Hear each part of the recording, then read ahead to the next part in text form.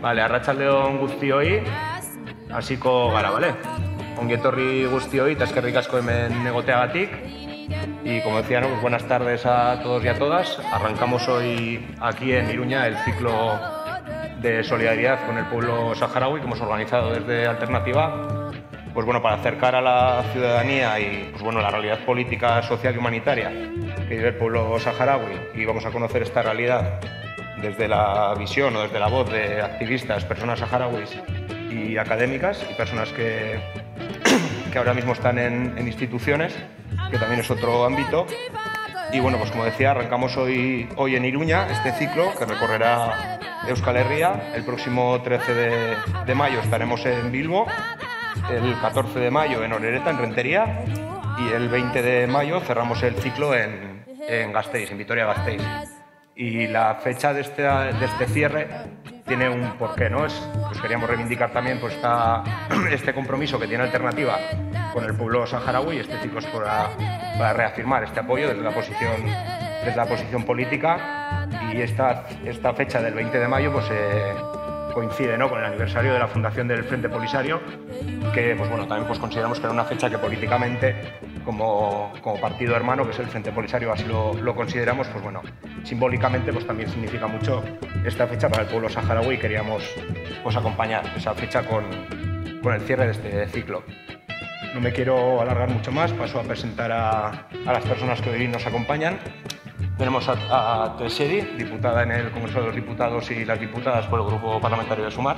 Ongi etorri, bienvenida. A Navarra. A mi derecha tenemos a Irati Jiménez, parlamentaria en el Parlamento Foral, en el Parlamento de Nafarroa, por el Grupo de Euskal Herria Bildu. Ongi etorri.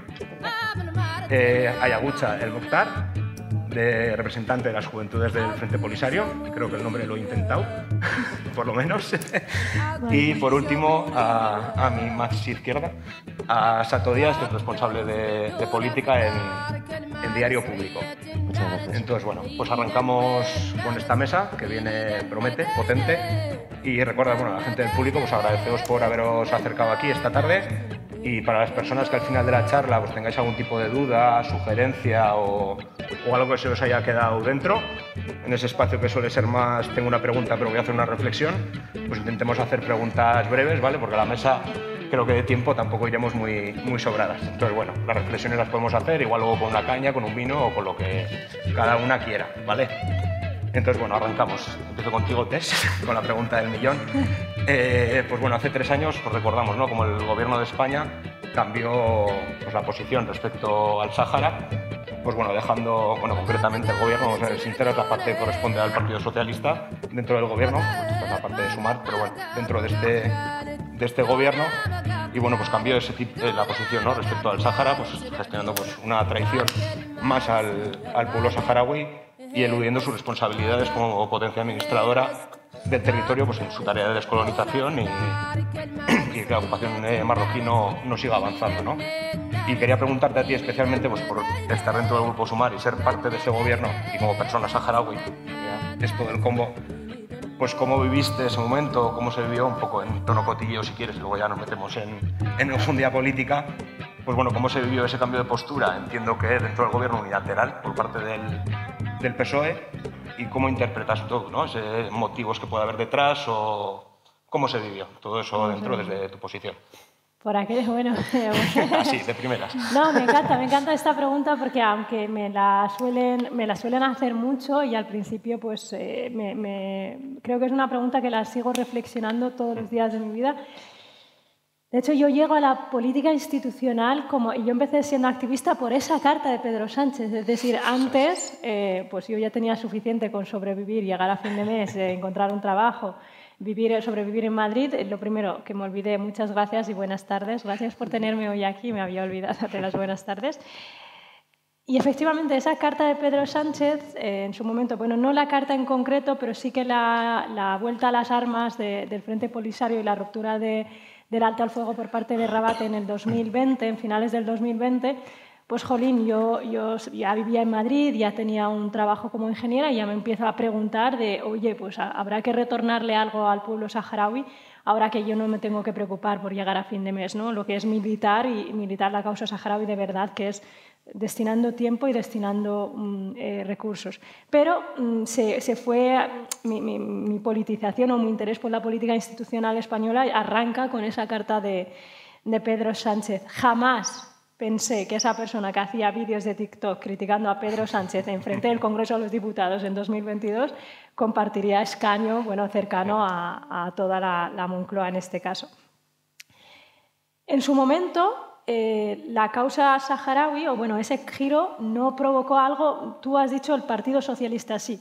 A mí me gusta decir que la traición no viene de ese 2022. Esto es una postura de blanqueo a la dictadura de Marruecos que viene desde Felipe González. Es decir, los diferentes gobiernos que ha tenido España, en especial liderazgos del Partido Socialista, siempre han virado hacia el lobby, han virado, de hecho, es algo muy extraño en España que el faro del movimiento progresista muchas veces es Zapatero, que es verdad que tiene grandes logros y grandes avances en este país, pero en cuanto a la cuestión saharaui ha sido una persona férrea, cada vez más defensora de los intereses de Rabat en España. Entonces, tú has dicho la parte socialista, pero yo diría también en el gobierno en su conjunto no hubo tampoco una postura de unilateralidad por parte de las, en su momento, Unidas Podemos, ni tampoco ahora por Sumar. Yo esto soy muy crítica con los míos y me gusta serlo. Con la cuestión del Sáhara Occidental, hemos sido muy críticos últimamente con el tema Palestina y hemos sido muy críticos diciendo hasta aquí, pero con el pueblo del Sáhara Occidental en el 2022 en su momento no supuso digamos, una unilateralidad por la parte más progresista en su momento fue Unidas Podemos, al principio con Pablo Iglesias y luego, bueno, con Illone y demás, y ahora pues tampoco nosotras. Y esto es una crítica que yo hago a nuestro espacio. Y esto también es una crítica a nosotras como pueblo saharaui. Creo que necesitamos hacer esta doble lectura. En ese momento, pues no estaba nuestra fuerza y nuestra organización colectiva como saharauis tampoco estaba muy presente, no estaba muy demandante y yo he sido también, a nosotros como saharauis, pues estábamos en protestas, pero no veníamos muchas veces con propuestas muy concretas. Esto no justifica ni, desde luego, absolutamente la postura que se ha adoptado vergonzosa con respecto al pueblo del Sáhara Occidental y hay que seguir siendo muy crítico con ello. Ahora bien, nosotras como saharauis y sobre todo especialmente las bases del Partido Socialista y las bases progresistas y las bases del mundo en general, ahora lo que se tiene que preguntar es, ostras, si lo que está pasando ahora en Palestina no es que el pueblo palestino está sufriendo esto, es que hay una amenaza colectiva constante en los últimos 20 años hacia los derechos humanos, se devalúan los derechos humanos.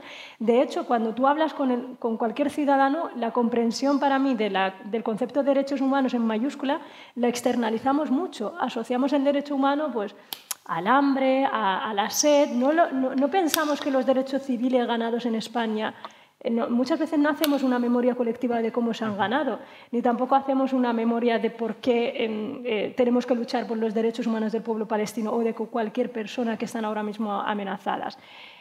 ¿Cómo lo vivo yo? Bueno, pues yo llego a las instituciones, esto es marujeo ya, yo os estoy aquí contando ya mi vida, pero creo que para que vosotros entendáis un poco las fases que yo he atravesado, porque para mí fue muy difícil llegar a la institución siendo informática, porque muchas veces, pues obviamente, cuando tú eres activista y tienes tu propio trabajo, pues es mucho más fácil ser activista y ser muy cañero con las instituciones, muy cañero con el gobierno, pero lo jodido, perdonad la palabra, pero es estar ahí dentro y hacer resistencia dentro de la institución. Y eso es algo muy complejo y hasta que yo lo he entendido, al principio me sentía traidora de mi propio pueblo. Y de hecho mi propio pueblo me exigía votar en contra de la investidura de Pedro Sánchez. Imaginaros el día que yo tuve que votar a favor de la investidura del gobierno de España el pasado agosto. Yo escribí un artículo que se llama La soledad de un voto, que quiere decir qué hace uno solo cuando las mayorías sociales no tienen la fuerza. Yo creo que mi ejemplo se extrapola a los movimientos progresistas en el contexto internacional, ¿no? Hay fuerza, podemos estar gobernando, pero luego hay unas mayorías que son casi todas de derechas y en contra de esos avances de derechos humanos. Claro, muy guay, me meto en política institucional porque yo lo que le decía a mi pueblo cuando yo era activista era, jolín, chicos y chicas, cuando nuestras hijas y nuestros hijos no tengan que luchar como migrantes de primera o de segunda en España y ya tengan... Porque claro, yo he estado 24 años batallando la nacionalidad española. A mí nunca me ha importado la política española, no porque no fuera politizada, es que yo no podía votar. Y el que no puede ejercer el sufragio no le puede interesar la política. Es que por eso es lo que le pasa a muchos migrantes en España. No les interesa la política, pero porque no pueden participar de ella, ¿no? Les gobierna gente a la que no pueden votar. Cuando yo adquiero la nacionalidad española en el año 22, paso a las listas, dije, ostras, el pueblo saharaui va a poder tener mayor altavoz y mayor incidencia el día que nuestra gente esté en los espacios. Pero esto se extrapola a migrantes, a las mujeres. Cuando entró la primera mujer en la institución, seguramente le dirían, no vas a llegar a ningún lado, no vas a hacer nada. Y hoy en día somos muchas más mujeres y legislamos por políticas de igualdad. Entonces yo decía, cuando estemos las saharauis en los medios de comunicación, cuando estemos en la judicatura, cuando estemos en los espacios feministas, cuando estemos en la institución, vamos a poder tener más voz. Y voy a intentar recortar un poco esta reflexión. Yo como test, como anticolonial, no creo que la solución venga desde el Estado español. Quiero dejar esto claro, sino que creo que hay que avanzar, pero sí que creo en los derechos humanos y creo en posiciones progresistas. Ahora bien, yo como panafricana creo que la solución viene desde una África soberana anticolonial. Esto también creo que es como puede ir de la mano. Entonces dije, ostras, pues tanto que dices que hay que ocupar espacios para poder tener más voz, pues habrá que tomar la decisión y la responsabilidad de estar en la institución. Cuando llegó el momento de votar la investidura, claro, a mí me llegó este momento de, ostras, eres la tía que hacía vídeos TikTok criticando a esta persona y ahora, no, aunque mi voto no fuera el único, pero vas a hacer a esta persona presidente. Ahí hubo por mi parte una reflexión de, claro, pero yo soy saharaui, soy mujer, soy migrante, soy antifascista, sobre todo soy antifascista, yo no quiero que Abascal tampoco esté en el gobierno de España. Entonces, es un equilibrio complejo. A día de hoy yo te digo que creo que he hecho la mejor decisión, una investidura, porque represento a muchas mayorías sociales. Hoy en día no solamente represento, siempre lo digo además en el Congreso, no solo represento al pueblo saharaui, sino represento a unas mayorías sociales y que aparte de ser saharaui, los saharauis somos mujeres, somos migrantes y somos muchas cosas. Y esa reflexión es la que intentaba al principio trasladar a mi pueblo y mi pueblo a mí me ha apoyado siempre y creo que todas y todos estamos orgullosas de que cualquier saharaui llegue a algún lado, el que sea y que sea nuestro altavoz y que la institución es un espacio muy disciplinante, muy complejo cuando tú empiezas a entender cómo funcionan las leyes, cómo aprender a negociar y si todo este conocimiento que yo estoy aprendiendo en la institución y el día de mañana también, hoy en día también sirvo de vehículo, de correa de transmisión de otros movimientos sociales que les explico, oye, no, funciona así la ley o no, tenéis que hacerlo así, pues todo ese conocimiento yo creo que es el resultado positivo, pero ojalá hubiera 7 saharauis en la próxima legislatura. Pues sí, pues agradecerte, ¿no? Contar todo esto más allá del morbo, lo que supone estar en una institución pues con cierta identidad y cómo gestionar ese tipo de contradicciones que en nuestra casa irati pues algo sabemos, ¿no? De esto. Vale. Y bueno, pues como he comentado el tema de TikTok, voy a pasar a Yaguz ahora. Pues en el último año, ¿no? Hemos visto cómo Marruecos ha implementado como más estrategias de invasión del pueblo saharaui, pues enviando influencers a territorios ocupados del Sáhara pues para promocionar esa parte que dicen ellos que es de Marruecos, promocionarla como parte de Marruecos, vender ciudades como Dagla pues como destinos turísticos, un poco toda esa estrategia de turistificación y propaganda. Pues ¿cómo crees que afecta esto a la lucha, a la organización del pueblo saharaui? Sobre todo, quisiera que, pues como representante de las juventudes del Polisario, pues cómo afecta, ¿no? Todo este tipo de propagandas y demás, sobre todo a la juventud saharaui organizada y en los 3 ámbitos que tiene que hacer esa organización y esas relaciones. Bueno, sinceramente, yo no tenía TikTok hasta que no me han dicho sobre el tema de que hay un influencer en Dakhla, ¿no? Yo, para nada, yo no soy de redes sociales, ni menos TikTok. Pero aún así, sí que es verdad que he tenido que dar un salto grandísimo en poco tiempo para poder actualizarme, para poder entender y también adaptarme a esas estrategias, ¿no? El caso es que tú ves a un influencer en Dakhla sonriendo y diciendo, esto es el oasis, el paraíso de la hospitalidad marroquí. Y estamos hablando de Dakhla, donde jóvenes saharauis, solo un par de metros de ese influencer, que están sufriendo día a día. No pueden ni manifestarse, no pueden ni reivindicar ni llevar una bandera. ¿Cómo puede ser eso? Y te digo de un punto de vista de que, porque hemos intentado en estos últimos años analizar un poco la propaganda marroquí. El caso es que Marruecos, primero, ha habido fases para ocupar al Sáhara Occidental, como todo el mundo sabe. La primera militarmente y también intentando cambiar la demografía del propio territorio. Solo tenemos un 20%, ni siquiera creo que llegamos a un 20% de saharauis viviendo en el territorio. Esa ha sido la primera fase. La segunda fase ha sido económica, una ocupación económica total, y eso es lo que estamos viendo. En esa fase no solo intentó de presentarse como líder en la transición a por ejemplo, una energía verde, sino también quería presentarse como un nuevo líder en lo que es Norte de África en cuanto a los derechos humanos. Todo está vinculado.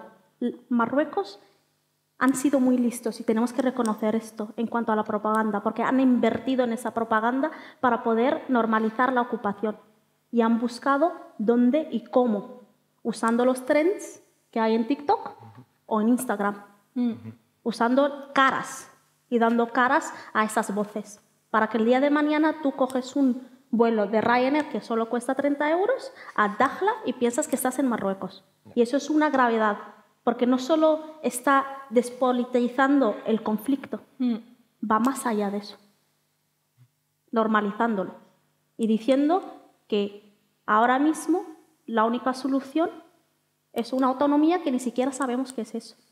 Para nosotros, y especialmente a nivel personal, que muchas veces tratamos este tema en el Consejo de Derechos Humanos, intentamos entender esa versión, esa propaganda que se está llevando en contra de los saharauis, pero no tenemos respuesta, porque como Pedro Sánchez dijo, respaldamos el plan de autonomía, pero ¿qué es eso? ¿Qué es esa autonomía? Es que necesitamos saber qué es eso para poder entender, analizar. Luego, más allá de eso, un tema que es muy preocupante para mí y en cuanto a la propaganda. Nosotros como inmigrantes, y digo, yo soy de los campamentos de refugiados, pero casi 90% de mi tiempo lo estoy pasando aquí fuera. Bueno, aquí entre aeropuertos o como queráis llamarlo. Pero es muy alarmante cómo está usando Marruecos esa propaganda para influir o usar los inmigrantes marroquíes a favor de esa propaganda que está llevando en los territorios saharauis. Y eso es un reto para la juventud especialmente. Así que vamos hablando de juventudes como inmigrantes o viviendo en la diáspora, juventud en los territorios ocupados, viviendo ese día a día, viendo su territorio, sus casas, sus calles en redes sociales como parte de Marruecos, y luego la gente olvidada en los campamentos de refugiados. Son tres realidades distintas, pero todos comparten una cosa. Es esa ocupación marroquí que ha dejado o ha parado nuestras vidas en ese sentido, ¿no? Lamentablemente, Marruecos no necesita un tanque ahora mismo, solo necesita ese vídeo de TikTok. Para nada. Eso es como estamos hablando del pasado y estamos viendo frutos de eso. Ahora menos gente sabe sobre el conflicto, más gente relaciona Dakhla con Marruecos y más gente está diciendo que estamos pro la estabilidad, ¿no? En ese sentido, y ese es otro argumento. Estamos pro la estabilidad en lo que es Norte de África porque ya tenemos tenemos bastantes conflictos ahora mismo. Tenemos bastantes con el tema de Palestina, ahora India y Pakistán, otra guerra mundial, y no queremos que haya algo en el Sáhara, pero el problema es que desde el 2020 hay guerra ahí, pero ¿quién quiere reconocer eso? Nadie. Nadie quiere reconocer eso. Ahora estamos viendo un poquito en el informe de el enviado especial del Sáhara, el secretario general de las Naciones Unidas, sobre la situación en los territorios saharauis, y que Marruecos está por lo menos diciendo que está pasando una cosa, pero eso porque también les ayuda en su propaganda para poder llevar al cabo de que los saharauis, nosotros somos un grupo de milicias y ni siquiera existimos en ese sentido. Volviendo al tema de la juventud, y eso es muy importante, tú para poder influir a la juventud necesitas esas redes sociales. Estamos casi 90% en esas, viendo un post en Instagram o en Facebook o en TikTok. Claro que Marruecos irá por esas vías para poder no solo influir a nivel internacional, sino incluso para nosotros los saharauis, para hacernos creer que nuestra causa no va más allá de nosotros mismos.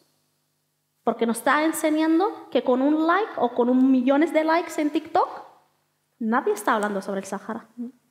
Y que sois algo del pasado. Y eso es lo que está intentando hacer con esa propaganda. Somos algo del pasado.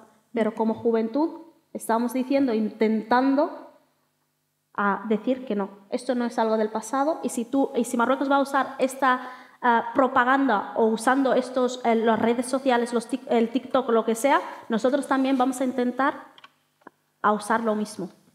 Pero no olvidar que el derecho internacional y que el Sáhara, da igual y pase los años que pasen, siempre será un Sáhara para los saharauis y que los marroquíes serán siempre unos ocupantes. Y eso es lo que nos hace seguir. Más allá de esos retos, de esa ocupación de que una joven o un joven tristemente viendo a ese influencer como vecino, viviendo en una casa o una vila, como la llamamos nosotros, y tú viviendo ni siquiera estás en una pared si la tienes, claro. Más allá de eso, nosotros seguiremos, más allá de esos retos y más allá de esa propaganda. Sí, pues siguiendo con estrategias de Marruecos, me quiero meter, siguiendo un poco, por el ámbito comunicativo, preguntarte a ti, Sato, que el pasado noviembre, si no recuerdo mal, a uno de vuestros periodistas fue deportado, ¿no? Cuando intentó entrar a territorio ocupado para relatar, ¿no? Desde allí cómo viven las gentes saharauis en territorios ocupados. Entonces, si nos puedes contar un poco cómo fue ese proceso de deportación y demás. Sí, bueno, eso fue el primer vuelo que Ryanair fletaba a Dakhla, al sur del Sáhara Occidental ocupado. Y entonces, desde el movimiento solidario, desde el Frente Polisario y el activismo saharaui, se decidió que era un buen momento para intentar que un periodista entrara en una zona vetada para los medios de comunicación, que es los territorios ocupados. Es una de las zonas más cerradas a la libre información que hay en el mundo desde hace muchísimo tiempo, ¿no? Entonces ahí se abría una ventana de oportunidad para saber qué pasaba ahí dentro, ¿no? Qué ocurre ahí dentro, y para intentar contar lo que pasa ahí dentro afuera. Yo, más allá de ser periodista, tengo una vinculación con el pueblo saharaui desde hace muchos años, y me parecía muy difícil, ¿no? Pero sí que se abría la opción de llegar a Dakhla, de no tener que entrar con una aerolínea marroquí, sino de burlar un poco las formas que tradicionalmente solo habían para entrar a los territorios ocupados. Una vez que se decide que va José Carmona, un compañero mío de Público, con el que mantenemos un contacto siempre en todo momento desde que sale, va con una delegación también de 2 activistas de CEAS Sáhara y coordinado para que allí fuera recibido por activistas de saharauis de derechos humanos de los territorios ocupados. Entonces, en cuanto llega a Dakhla, en un primer momento no hay ningún problema, no se anuncia a él como periodista, si no seguramente no habría podido pasar el control del aeropuerto, y llegan al hotel, y entonces, todo lo que es visitar la playa, acercarse al chiringuito, alquilar una tabla de surf, etcétera, etcétera, etcétera, no hay ningún problema. En el momento en que se aleja de la zona costera y se acerca a los barrios donde habitan los saharauis, pues nada, hay una primera reunión en una parroquia una parroquia antigua española donde quedan con un grupo de saharauis, se queda un rato después en una casa de activistas saharauis, y al rato esa casa está rodeada de gendarmes marroquíes, de colonos marroquíes, en una actitud muy violenta. Entran a la casa, entonces ya salgan a los españoles, se les acompaña hasta el hotel, cogen sus cosas y en un coche se les manda directamente a Layún, varias horas de viaje, y desde ahí se deportan a las Islas Canarias. A todo esto, bueno, como no se había anunciado que era periodista para que no pudiera entrar, pues bueno, en ese momento ya entramos en contacto desde público con el Ministerio de Asuntos Exteriores y ya es muy rápido todo para que pudiera actuar el Ministerio de Asuntos Exteriores, que tampoco teníamos muchas esperanzas de que hiciera algo, ¿no? Las cosas como son. llegó a Bueno, yo creo que de ahí... ¿Os llegó a contestar? Llegó a contestar, fue rápido, porque fue de noche. O sea, nosotros contactamos como a las 11 de la noche, a las 6 de la mañana ya estaban casi volando a Canarias. Vale. Tampoco es... No creo que lo hubieran hecho, pero bueno, las pruebas objetivas no lo sabemos. Yo creo que hay varios aprendizajes de esto, ¿no? Es como decía Yabuta, los nuevos... ¿Bien? la nueva forma de ocupación en el Sáhara Occidental, bueno, es algo que estamos viendo que va más allá, ¿no? Es usar una herramienta tan cotidiana para Occidente, para la blanquitud como es el turismo, para normalizar una ocupación, ¿no? Es algo que se lo oímos decir a Donald Trump con Gaza, ¿no? O sea, y es un poco un paralelismo que no habría que tener muy lejos de la mente, ¿no? Un lugar que ya es una playa para los blancos no tiene que ser un lugar en disputa para las personas de allí, ¿no? No deja de ser un destino para los blancos. Y si el aliado de los blancos es el régimen marroquí, es otro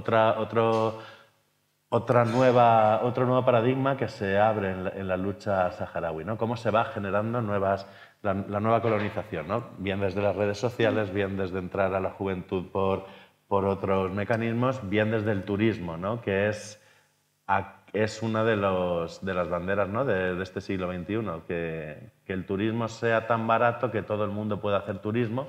Claro. Se colapsan las zonas, ¿no? Se colapsa todo y buscamos nuevos lugares donde puedan ser baratos y se pueda hacer turismo. Y además barato con el Ryanair, que te cuesta 12 euros, ¿no? Ir allí a ocupar el Sáhara Occidental por un billete de 12 euros. Bueno, es una reflexión enorme. No pueden entrar periodistas, pero sí pueden entrar turistas. No puedes hablar con saharauis, solo puedes consumir a negocios marroquíes. Es el expolio que hace aquella persona que ni siquiera sabe que está expoliando, ¿no? Es un conflicto muy extraño, pero bueno, que yo creo que simplemente apuntarlo porque creo que da para un debate profundo que seguramente no podamos afrontar hoy, pero que yo creo que lo importante de estar aquí hoy es pensar qué hacer, ¿no? Qué hacer y abrir nuevas líneas de pensamiento y de acción para un futuro que cada vez parece más negro, ¿no? Sí, siguiendo con esta imposibilidad, ¿no? De entrar y relatar ahí, pues desde el periodismo en este caso, pero en las representantes, ¿no? De la política institucional, pues también habéis podido vivir este tipo de situaciones, ¿no? Hace pocos meses vimos como una delegación vasca intentaba entrar ahí de parlamentarios y parlamentarios. El gobierno de Marcos directamente les impidió la entrada a unos representantes políticos. Y luego quería preguntarte a ti, Irati, también, pues hace un año aproximadamente, una delegación aquí de Nafarroa, del Parlamento, visitabais, ¿no? Pues los campamentos de refugiados y refugiadas en Tinduf, y también tuviste la oportunidad de reunirnos con autoridades del Frente Polisario, entre ellos Brahim Ghali. Y bueno, os quería preguntarte un poco cómo fue el resultado de esa visita y un poco desde la posición de qué hacemos estas visitas y un poco por ahí quería preguntarte. Vale. Lo primero es que ricasco, y también por mi parte es un súper placer estar aquí con estas voces en Iruña, en Euskal Herria. También he de decir que en un principio iba a estar mi compañero Xavi, pero bueno, por motivos de agenda Xavi no ha podido venir y pido disculpas de su parte, y entonces, pues, de rebote, me han tocado, he venido yo. No tan de rebote. Justo, la verdad es que justo hace un año estábamos en los campamentos de refugiados. Fuimos una delegación del Parlamento de Navarra junto con miembros de gobierno, o sea, miembros del Gobierno de Navarra y Xavi como presidente de la Federación Navarra de Municipios. Para nosotras aquí es muy importante que vaya una representación de la Federación Navarra de Municipios porque desde el poder local es desde donde más se ha ido mostrando ese apoyo al pueblo saharaui. Sí que también me parece importante destacar que esta visita que hicimos nosotras desde el Parlamento de Navarra no deja de ser una visita que hace las personas del norte global al sur global. Entonces, con todo lo que eso supone ¿no? Que todo el camino que tenemos también nosotras de colonizarnos, ¿no? Y creo que eso es muy importante de decirlo. Además, fuimos personas de todos los grupos parlamentarios, a excepción de Vox, que en un principio sí que iba a ir. Entonces, a mayor abundamiento, cada uno con sus cada unadas, para así decirlo. Y entonces nosotras fuimos ahí, en principio era para conocer todos los proyectos que se destinan desde el Gobierno de Navarra y por ende desde el Parlamento de Navarra, pero no dejaba de ser de un viaje, ¿no? para conocer la verdad de lo que pasa ahí. También he de decir que íbamos de la mano de Ana Ras y las compañeras de Vacaciones en Paz, que sin ellas no hubiese podido ser, o sea, no hubiésemos podido sacar todo el jugo que pudimos sacar, porque son ellas las que hacen de puente junto con los representantes del Frente Polisario entre Nafarroa en Euskal Herria y los campamentos de refugiados. Por eso uno de los objetivos también fue afianzar estas relaciones con estas entidades, sobre todo con Ana Ras y con Vacaciones en Paz, y conocer todos esos proyectos y sobre todo también todas las vulneraciones de derechos humanos que se daban, ¿no? Y también el expolio de todos los recursos naturales que se estaban dando en los territorios ocupados, por supuesto. Sobre todo nos dimos cuenta cómo existe esa línea fina de pasar a ser una de esas crisis olvidadas, ¿no? que es el riesgo que tenemos, esa violencia que se ejerce, la situación también de las personas presas, que nosotras aquí desde Euskal Herria también tenemos una solidaridad respecto de estas cuestiones y, como decía, conocer los proyectos que se financian de Navarra. Y claro, esto lo vinculo mucho con eso de que íbamos las personas del norte global a ver el sur global, porque son los proyectos que se financian con cooperación al desarrollo, que esto es una manera, ¿no?, de limpiar muchas veces las conciencias o de calmar las conciencias de nosotras, que creo que lo vinculo también con lo que mencionabas del peligro que existe de despolitizar un conflicto, ¿no? Con la cooperación al desarrollo podemos despolitizar muchos conflictos y calmar conciencias y tirar millas de muchas situaciones y naturalizar conflictos políticos, vulneraciones de derechos humanos, olvidándonos esa parte política y esa parte del conflicto político que tiene. Entonces, todo ello para nosotras, ese viaje, yo, como Euskal Herria Bildu, creo que es importante acompañarlo, sí, de seguir con esos compromisos de cooperación al desarrollo, ¿no?, pero sobre todo acompañar de una estrategia política que vaya dirigida a ese último objetivo que tiene que ser, en nuestro caso, presionar al Gobierno español, al Partido Socialista, para ese viraje y, sobre todo, para que asuma la responsabilidad que tenía como potencia. Y respecto al viaje al viaje que iban a hacer las compañeras del Gobierno vasco, estaba nuestra compañera Amancay, que es que no pudo ni salir del avión, y mencionabas, ¿no?, no pueden entrar periodistas, tampoco pueden entrar personas, representantes de parlamentos autonómicos. No sé qué pasaría si fuesen desde el Congreso, me imagino que más de lo mismo, ¿no?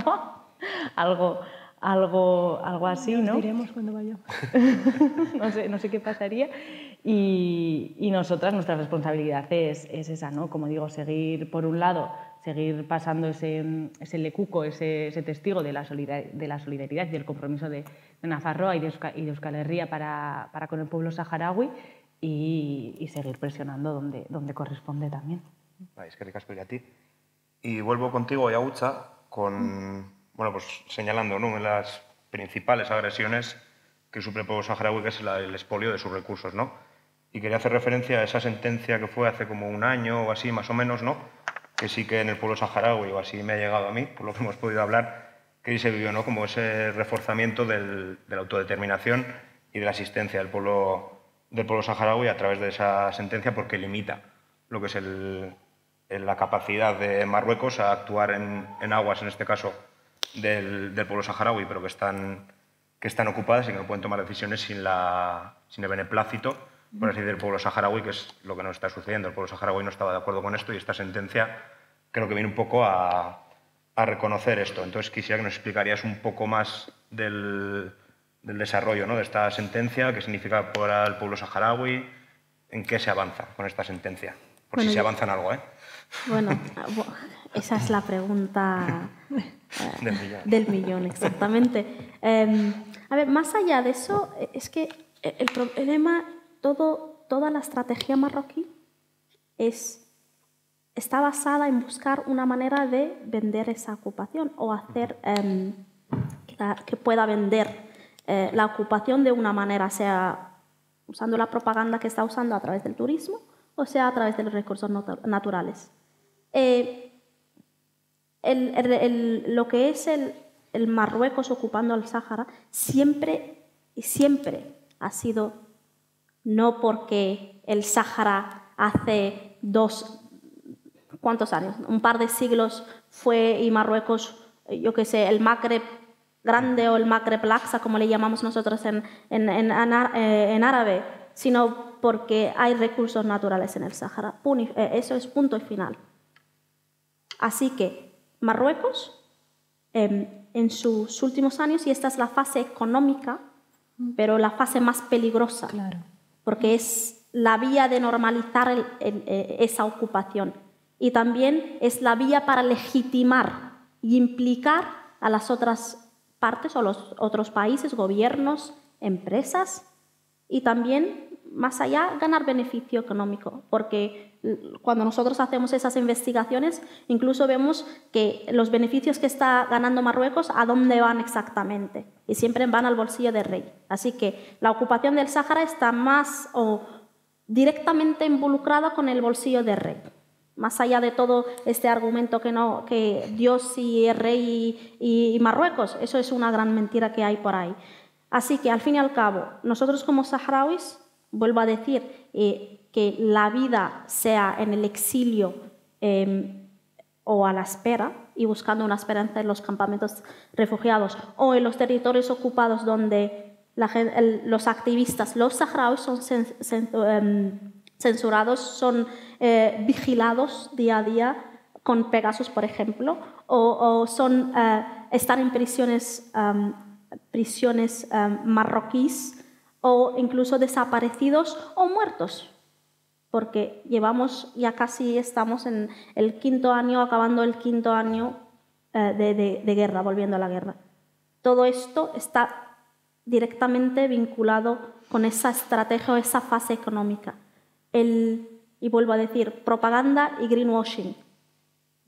Eso es una clave, porque Marruecos no solo, como dije inicialmente, que quiere presentarse como líder en cuanto a respetar a los derechos humanos, que ha habido avances, porque él en ningún momento dice que respeta completamente esos derechos humanos, dice que ha habido avances en cuanto a los derechos humanos, pero cuando llegamos al punto de energía renovable y desarrollo, transición verde, él siempre se presenta como líder en eso, en cuanto o comparado a lo que son países o el Comité Africano, que son los países africanos.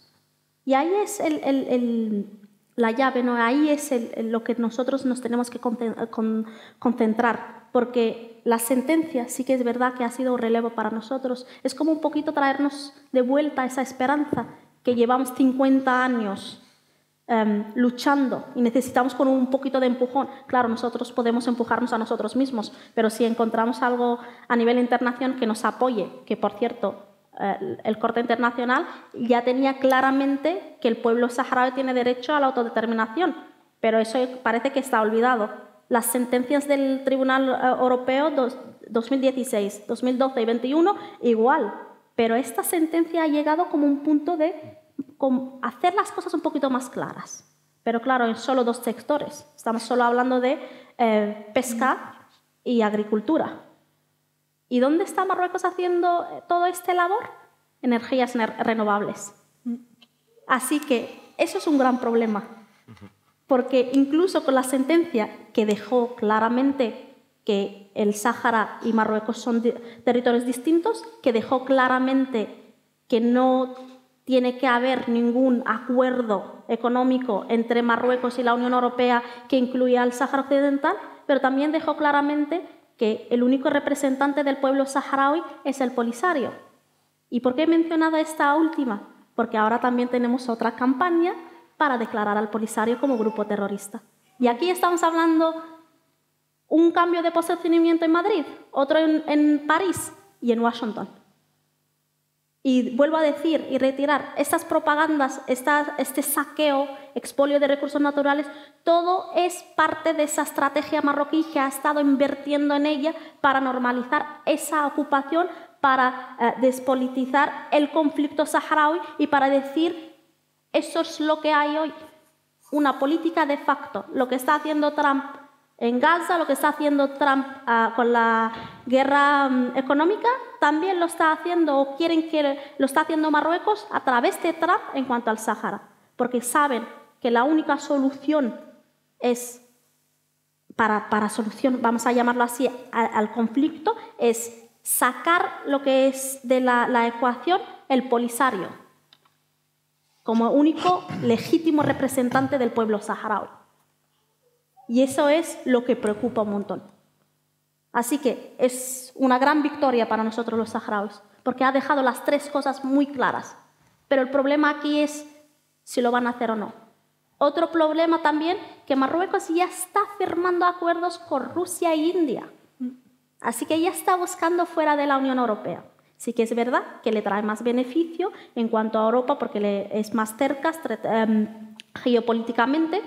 Puede usar algunas otras cartas en contra de la Unión Europea en el sentido de la inmigración, etcétera, no como Rusia, India y China, que supuestamente no tendrán los mismos beneficios. Pero aún así, ellos seguirán con eso. Vuelvo a la energía renovable, que es la clave aquí. En cuanto a energías renovables, tenemos a empresa, por ejemplo, aquí Gamesa,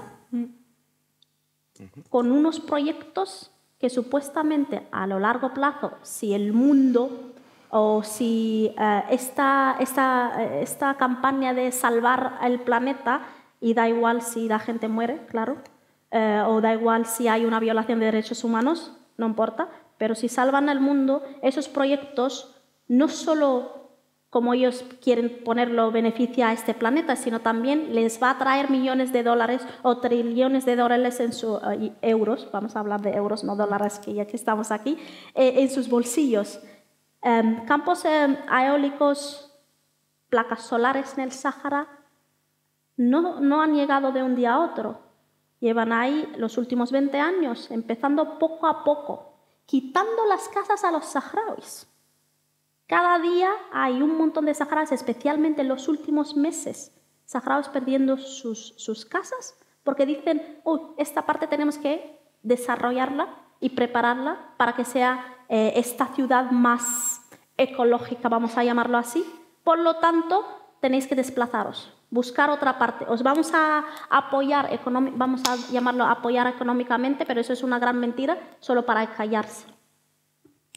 El único problema es que nadie está viendo lo que está pasando. La única forma de llegar a esa información es a través de los activistas que viven ahí en el Sáhara, que lo han dado todo, porque el Marruecos no solo va detrás de un activista, sino va detrás de ti, de tu familia e incluso de tus vecinos. Y si tienes un conocido en la frontera con Mauritania, también. Así que eso es un gran problema para nosotros. La misión del MINURSO, que es para organizar un referéndum en el Sáhara, es la única misión en el mundo que no tiene un mandato de derechos humanos. el alto comisionado desde el 2014 no puede entrar. Por eso retiramos cada vez, 3 veces al año durante las sesiones de derechos humanos, del Consejo de Derechos Humanos, que tiene que haber un mandato, que los relatores especiales tienen que entrar al territorio. Pero Marruecos, que ha sido presidente el año pasado del Consejo de Derechos Humanos, una gran alegría para ellos. Pero desde que llegó septiembre empezó otra vez a hacer lo mismo, porque durante esos 9 meses no hizo poca cosa, hizo poca cosa, en el sentido de que no hubo violaciones graves. Esto estamos hablando del espectro de Marruecos, violaciones graves, dependiendo de cómo lo ve Marruecos. Pero ya a finalizar septiembre empezó otra vez detrás de los activistas. Tenemos un caso que quiero mencionar, lo que es Saddam, un estudiante saharaui que fue deportado de España. Nosotros hemos hecho un comunicado, no es un comunicado, complaint, ¿cómo es? Una queja contra España, contra Marruecos, porque ha habido una detención arbitraria del muchacho que era un estudiante y ahora mismo tiene una sentencia de 12 años. Después de sufrir 6 años que él llegó aquí a España, solicitó asilo, pero España deportó a este muchacho y lo entregó a Marruecos. Hubo un comunicado de relator o del grupo de trabajo de detención arbitraria, y dijo que España no tiene nada de culpa, solo es Marruecos. Eso significa que Marruecos y España están trabajando conjuntamente. Claramente es eso lo que hemos visto. Y que también ha habido presión en contra de este grupo de trabajo. Estamos hablando de las Naciones Unidas. Así que Marruecos durante estos últimos años ha tenido esa máquina de lobby, preparando poco a poco a través de TikTok, redes sociales, también a través de la ley de Faro, que es una ley de registrar personas extranjeras en Estados Unidos. Un montón de marroquíes trabajando. El 12 de abril hubo esta alemana de origen marroquí reclamando que el Polisario ha estado ayudando al régimen de Siria en su guerra. Pero si nosotros no somos tantos, tenemos una guerra en el Sáhara, ¿cómo vamos a ir a participar en la guerra de Siria? Creo que ningún saharaui ha estado nunca en Siria. Pero es que es el problema. El problema no es... este es también un caso muy grave, porque la propaganda marroquí no está basada en pruebas. Ellos lanzan cosas y saben que una de esas va a llegar.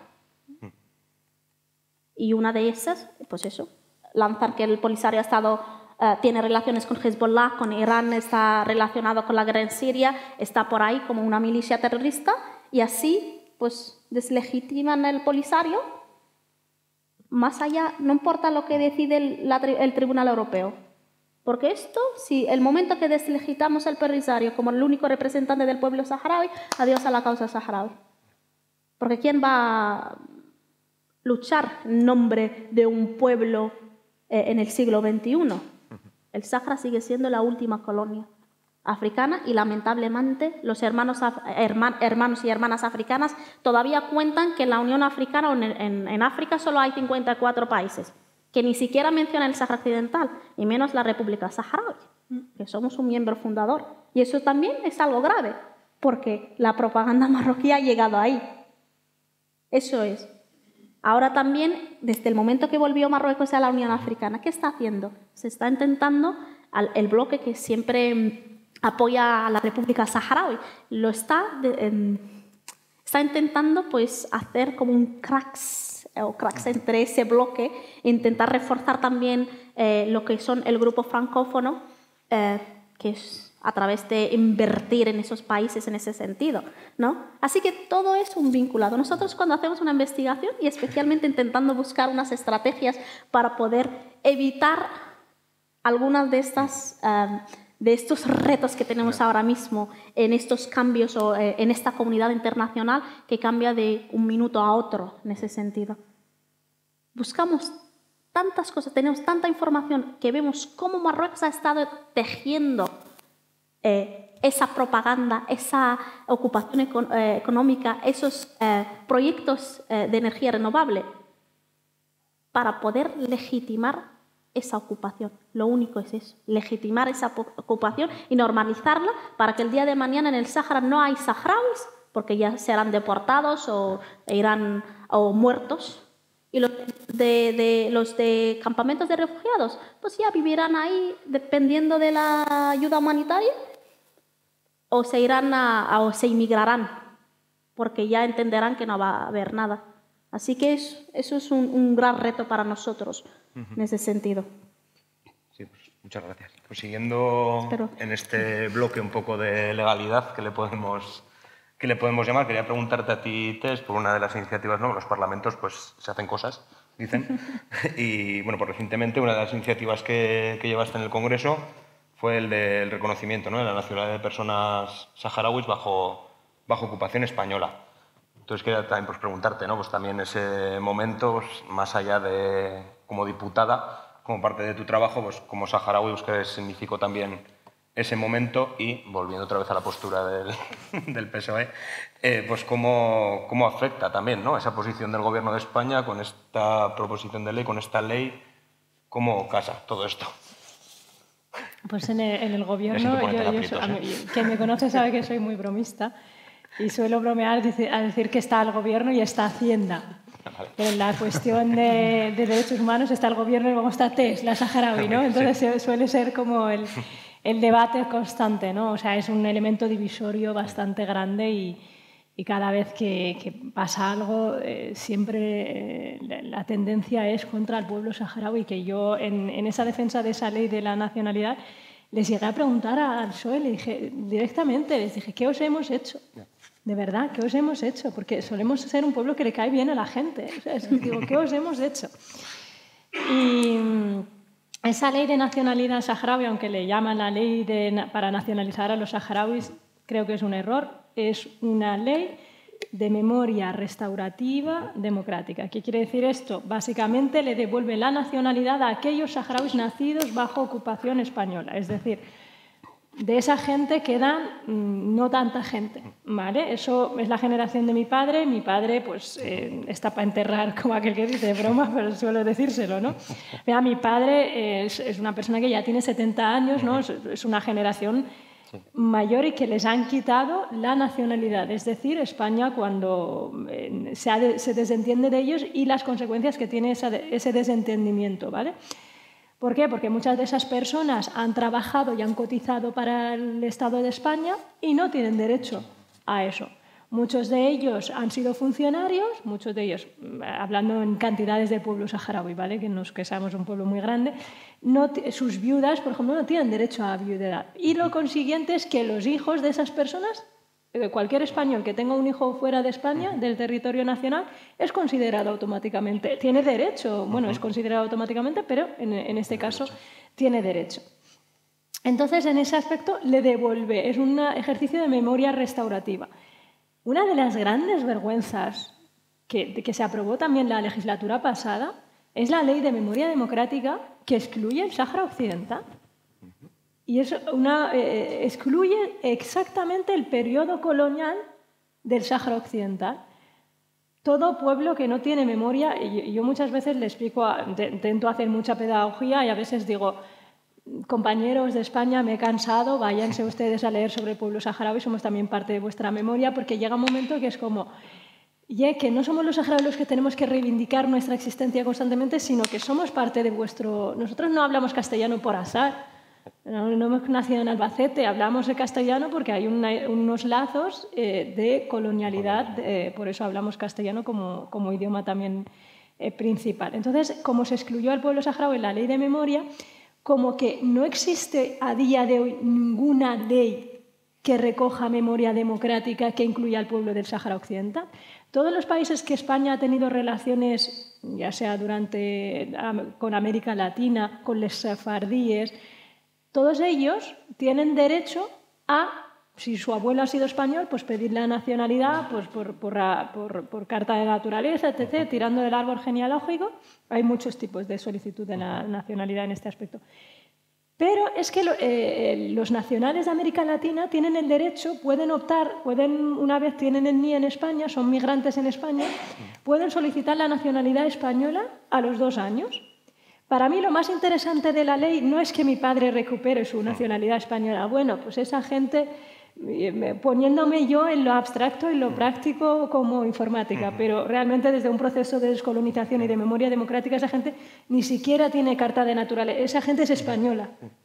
Es española, porque nació bajo protectorado y bajo provincia española. Pero es que sus hijos, nosotros como migrantes saharauis en España, yo tardé 24 años en tener la nacionalidad española. Es que todos mis hermanos, yo tengo 7, alhamdulillah, diría un saharaui ahora, diría que estoy echando un mal de ojo, pero es que cada uno tiene un sucedáneo de papeles. Yo tengo hermanos con pasaporte argelino ni español, hermanos con el pasaporte de apátrida, como sin Estado, es apátrida, con ni español, sobrinos nacidos en España con pasaporte argelino porque España dice que su madre nació en un país que no sabe de su existencia, no existe, está en Marte. Y luego tengo un hermano, o los 3 hermanos que tenemos nacionalidad. Yo no me llamo, desde el 2023, dejé de llamarme Tess Sidi a llamarme Tesle Mandala Ubi. ¿Sabes el cacao que tienen en el Congreso con los 40 nombres que tengo? Eso es un agravio que la gente piensa que es como broma, pero para mí identitariamente es un agravio súper grande porque te obligan a cambiar todos los papeles que has tenido en la vida, a cambiar tu identidad. A mí cuando me llaman Tesla Mandala Ubi, pues no me giro porque yo no me interpela ese nombre, yo no me conozco con ese nombre, ¿no? Pero es que aparte, todo el proceso de 24 años, yo como saharaui o como persona migrante que ha tenido acceso laboral, pero es que imagínate los saharauis que llegan a nuestro país y están 2 años pidiendo la apátrida sin poder trabajar, sin tener los mismos derechos que el asilo, sin tener... Todo lo interesante de la ley no es que un saharaui que nació bajo el colonialismo español recupere su pasaporte, sino igualar los derechos de los migrantes de origen saharaui reformulando el Código 22 del Código Civil Español para que podamos optar, igual que el resto de migrantes, es igualdad de condiciones. Es que no le estamos regalando nada al pueblo saharaui, al revés, lo estamos poniendo en igualdad de condiciones que el resto de países, los sefardíes, de eso cuánto hace años, 600 años, pues los sefardíes pudieron recuperarla y pueden solicitar la nacionalidad de esos años. Los pueblos de América Latina, igual, los portugueses en este caso, pero España... Es que con el pueblo saharaui ha hecho una práctica, primero Yakuta ha explicado genial toda la parte de la ocupación marroquí, toda su propaganda, pero es que España ha hecho lo mismo, pero con su propio pueblo, anestesiando al pueblo español, eliminando lo de los libros de texto. Yo cuando llegué a bachiller había un apartado del Sáhara español y qué guay, porque fue nuestro pueblo hermano, como si un proceso de colonización de 100 años fuera chupipandi, ¿sabes? No, ese es el problema real. Hay una anestesia colectiva del pueblo español y luego administrativa. Hay un racismo institucional pero aposta, es que aposta. Antes nos lo comentaba un compañero que le ha salido la nacionalidad española ahora y el registro civil no le quiere poner Sáhara Occidental, él se ha negado a que le pongan Marruecos porque ha nacido en el Sáhara Occidental y le pone en el registro civil países de África, no reconocí, países de África. Oye, que es que África es un continente más grande que este de Europa, no sé qué país de África nació, Madagascar, ¿dónde nació? Entonces, quiero decirte que hay como unas políticas públicas y de la administración pública hechas a posta para que el pueblo saharaui, cuando tú llegas a cualquier funcionario de la administración pública, de hecho no es lo mismo que te coja un registro civil de mi pueblo que el de otro pueblo, y de hecho los pobres saharauis entre nosotros nos vamos diciendo qué registro civil es más majo y vamos todos haciendo la peregrinación a los registros civiles de España y empadronándonos y no queriendo. Si yo, por ejemplo, llevaba 7 años en Madrid viviendo y no me cambia el padrón, por eso luego no pude ir en las listas, no me cambia el padrón porque la nacionalidad la había pedido en Alicante. ¿Y qué pasa? Que la gente, tú no tienes derecho a cambiarte por efectos laborales.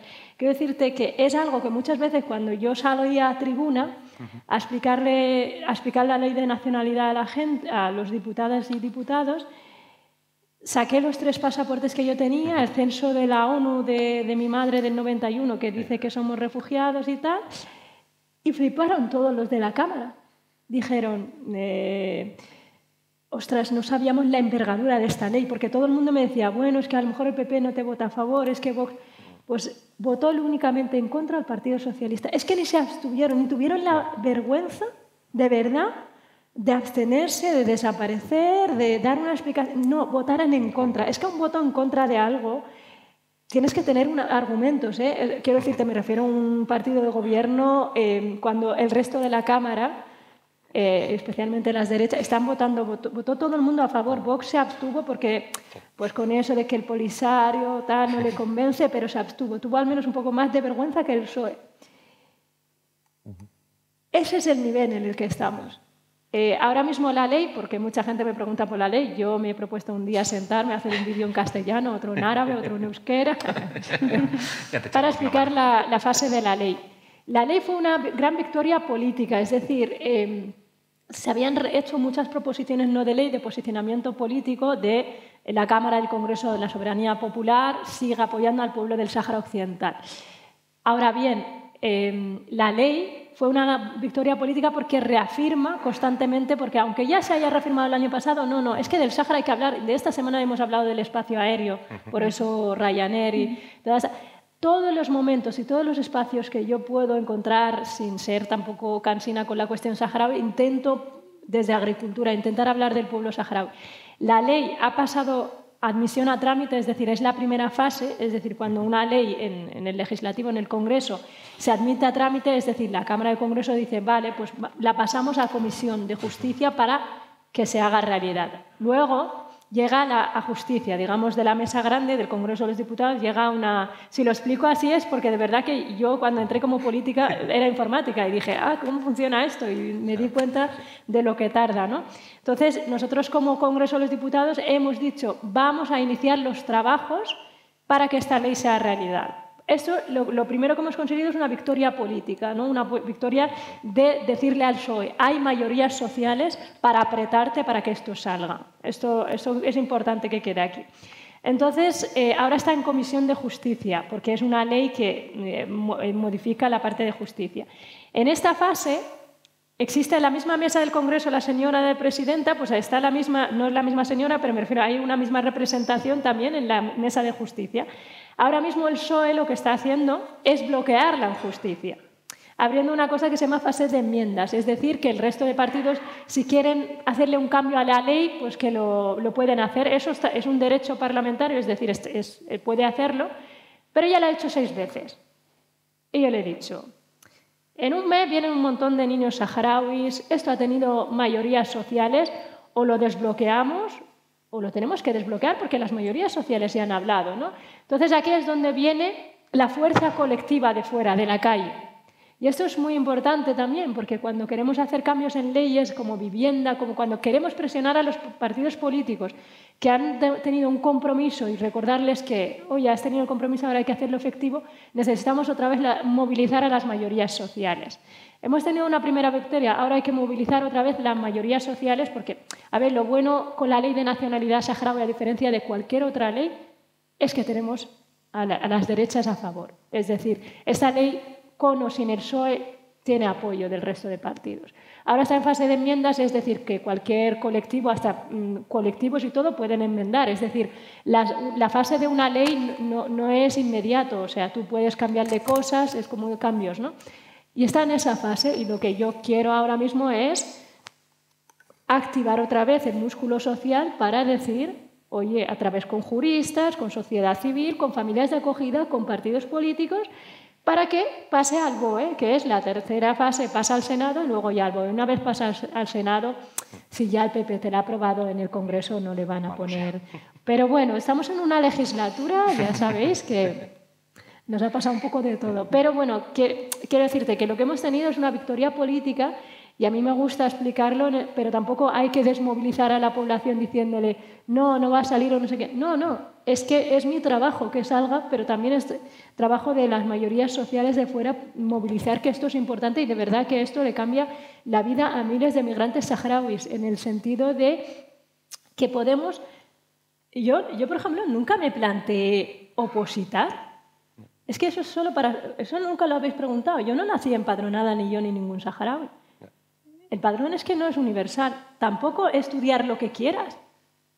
Yo nunca me planteé ni ser algo de que tuviera función pública. Es decir, nosotros no podemos optar a ningún trabajo que sea de funcionariado, que sea de opositar, que sea de nada. Estamos limitados a un conjunto de trabajos, las personas migrantes no nacionalizadas. Entonces, claro, esto le da oportunidades a la gente. Y reitero, esto no es darle ningún favor al pueblo saharaui, es equiparar sus derechos a los migrantes que ya viven aquí y que no tengan que estar... ¿Qué es eso de 20 años para obtener la nacionalidad? Es que Vox te pide 15 años. Es que 20 años estamos nosotros. Y es de verdad lo que se hace con el pueblo saharaui es muy vergonzoso. Y a mí esta ley es la que... Quiero decirte que a mí me ficha más Madrid por un vídeo de TikTok yo criticando que me habían... un registro civil cuando a mí me salió en 2022, esto es otro marujeo, cuando me salió a mí en 2022 la ley de nacionalidad, me fui súper feliz al registro, mi madre de acogida fuera a hacerme una foto, la mujer como si yo me hubiera sacado un máster o un doctorado para hacerme la foto porque había tenido el DNI, y llego y la funcionaria me dice que no quiere ponerme el Sáhara Occidental en la partida de nacimiento, porque tú cuando te sale la nacionalidad se te hace un proceso como un bautizo. Tú vas ahí, te cambian los apellidos, juras la bandera, la Constitución, un montón. Es como toda una ceremonia y eso es para nosotros es muy doloroso, es un proceso muy doloroso. Pero es que luego cuando te dicen, eres español, pero no tienes DNI. No, aún no. Espérate un poco más. Entonces, claro, yo le digo a la señora del registro, perdona, esto es una resolución del Ministerio de Justicia. Mi proceso de nacionalidad ha estado en trámite 4 años, más la espera hasta poderlo tramitar, etc. Digo, esto ha pasado por el CNI, ha pasado por el Mossad seguramente, digo, ha pasado por todos los organismos de chequeo para que me den la nacionalidad y usted, que solo tiene que copiar y pegar. Pues esa funcionaria ese día quería resolver el conflicto del Sáhara Occidental porque había oído esa semana que un señor que se llama Brahim Ghali vino aquí y que España no reconoce al Sáhara. Y estuve con ella, y yo la miraba y yo en ese momento os juro que no sabía si llorar, si sacar un bate de béisbol, no sabía. Yo la miraba perpleja y yo, mira, mi hermano se casa la semana que viene, se lo dije así, le dije, llevo 10 años sin ver a mi madre. Atrapada en este país y le dije, y es el último que se casa, ya no voy a ver más bodas saharauis de mis familiares. Y le dio igual. Y yo decía, digo, ten piedad para que yo pueda irme. No me quiso hacer eso, le dije, te has cruzado con la migrante que no tocaba. ¿Y sabes a dónde fui? Fui a Diario Público. Y me hizo David Bollero un articulazo muy bueno. Y esa noticia, yo mediaticé el caso. Le envié una batucada, estuve 6 meses, le envié una batucada al registro civil, la estuve llamando todos los días. Es decir, quiero deciros que llega un momento que es tan violenta la institución que yo tomé esas represalias, pero yo me podía permitir pagar un abogado para que elevara eso a una audiencia, podía pues llamar a la señora todos los días, yo buenos días, ¿cómo va lo mío? Y ella me dijo un día que se iba a pedir la baja porque la estaba maltratando. Y yo le dije, bueno, pues yo me perdí una boda. Así que nada, aquí por contaros un poco el nivel, y mi caso es uno de los menos vulnerados. Es que hay saharauis de verdad que están despojados de todo tipo de derecho y viven aquí y no pueden ni trabajar ni y tal, y al final vamos peregrinando entre administraciones porque un primo nos ha dicho que uno en un pueblo es majo. Es que es arbitrario, no puede ser. Por eso, a ver, ya os habéis contado la historia, ahora hay que movilizar el músculo social para que salga la ley. Pues esperaremos con ese vídeo en trilingüe, hemos quedado. Ya Nesua lo hace en euskera. Ya te ayudaremos, no te preocupes. Luego, vale, aprovechando que estáis aquí en este espacio de conversación como de diferentes ámbitos, ¿no? Pues del ámbito del periodismo, la comunicación, el activismo y diferentes niveles en lo institucional, quería entrar en un bloque que hemos llamado bloque Solidaridad, por ponerle un nombre, y quería empezar contigo, Yagucha, un poco cuáles son los retos o las reclamaciones que puede tener el pueblo saharaui en cuanto al tema de solidaridad y demás, ¿no? Porque antes ha comentado Irati un poco con la visión o desde la posición que estamos haciendo ciertos viajes o ciertos proyectos y demás, cómo podemos acompañar lo que realmente necesitáis o si no te meto en el aprieto, ¿eh? Sí, bueno, es que te he pedido la palabra, no era para contestar a otra pregunta, era para comentar lo que estaba diciendo Tess. Y bueno, enhorabuena con todo este labor que has estado haciendo y creo que es una cosa necesaria, más que nada. Pero yo tengo una preocupación y no me gusta ser pesimista, ¿eh? ¿Tú crees a lo largo plazo, si esta ley pasa, nos va a beneficiar a nosotros los saharauis? Eso yo creo.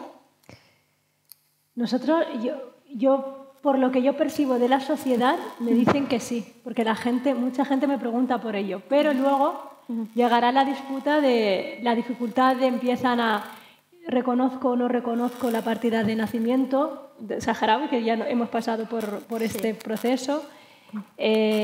Si se suben o no al carro colonos, o sea, la dificultad tiene gran parte de la dificultad, pero reitero, para mí la parte más fácil va a ser el cambio del Código Civil 22, la igualación cuando tú tengas NIE, a los 2 años puedas pedirte la nacionalidad y luego ya cada uno puede pedirla o no puede pedirla. Claro. Gracias por esa respuesta, pero no voy por ese lado. Más que nada, porque honestamente, nosotros, inmigrar es un derecho, eso lo tenemos bien claro. Nosotros los saharauis, especialmente que nacimos en el campamento de refugiados, no nos llamamos, o por lo menos cuando nos representamos decimos refugiados, no inmigrantes. Eso también es una diferencia. Luego tú ves, que entiendo, después de 50 años, y creo que tampoco tengo mucho derecho de hablar de esto, que ya que estoy entre aeropuertos o yo que sé, poco tiempo paso en los campamentos, hablar sobre eso, porque más que nada sí que es verdad que yo, comparada a la gente que vive 365 días del año en los campamentos y después de 50 años, la gente tiene otros pensamientos en el sí. Y yo pienso un poquito desde fuera en ese sentido y lamento eso, ¿no? Más que nada, pero sí que he vivido en los campamentos, sí que he crecido en los campamentos, pero es que los campamentos, si tú abres en ese sentido, ahora vemos, o durante los últimos 10 años hemos visto que el porcentaje de inmigrantes saharauis ha subido un montón. Mucha gente se ha venido durante los últimos 10 años, sea España, Francia, Alemania o llámalo como tú quieras, no solo por motivos de estudios, porque el Polisario durante los últimos 50 años ha invertido un montón para conseguir becas para los jóvenes, para que estudien y luego vuelven a los campamentos o, yo qué sé, incorporarse en la diplomacia saharaui, etc. Ahora sí, lo que he visto yo ahora mismo, lo que estoy viendo durante los últimos 10 años, familias saharauis que han crecido, han nacido en los campamentos de refugiados segunda y tercera generación, emigrándose a España y que ahora mismo todavía esa relación no se ha roto con los campamentos. Los únicos inmigrantes, o no los únicos, pero un porcentaje grandísimo de inmigrantes saharauis comparados a los inmigrantes a nivel internacional todavía mantienen esa relación y vuelven a los campamentos. Pero es que después de un par de años no volverán. Los campamentos es un símbolo de la lucha saharaui. Así que cada vez si se vacían los campamentos, por la facilitación, vamos a llamarlo así, y esto es un reto que sufre la diáspora un montón. Porque una generación, segunda generación, nacida aquí en España, sí que todavía tiene ese vínculo y quiere hablar sobre el Sáhara, pero por ejemplo, esta ley en este caso, ¿verdad? Entiendo, perdona, sí. No, sigue. No te preocupes, no. Ahora ¿Te refieres a que pueda ser como lo que llama Vox efecto llamada o como se diga, ¿no? Bueno, no es porque he escuchado cuando tú presentaste la ley, me llamó un montón lo que dijo Vox, aunque no estoy de acuerdo, sí. Pero tampoco, no estoy de acuerdo completamente en lo que estaba diciendo Vox, para nada. Porque al mismo tiempo estaba analizando en que a lo largo plazo, especialmente lo que está pasando aquí con la diáspora saharaui, que tenemos a generaciones, segunda generación, todavía no tenemos pocas segunda generación que han nacido aquí en España, pero a la tercera, a la cuarta, cada vez se perderá más ese vínculo. Y más, sé que la nacionalidad no es como una gran parte de esto, pero facilitando al derecho a la inmigración, vamos a llamarlo así, que la gente vaya, es para mí, y eso os lo digo personalmente, más allá de que represento a la juventud saharaui, creo que va a ser un problema. Vaciando los campamentos de refugiados, vamos a llamarlo así, Sí, como lo... más allá, es un gran problema para nosotros. Y que un joven saharaui, que entiendo que es un gran...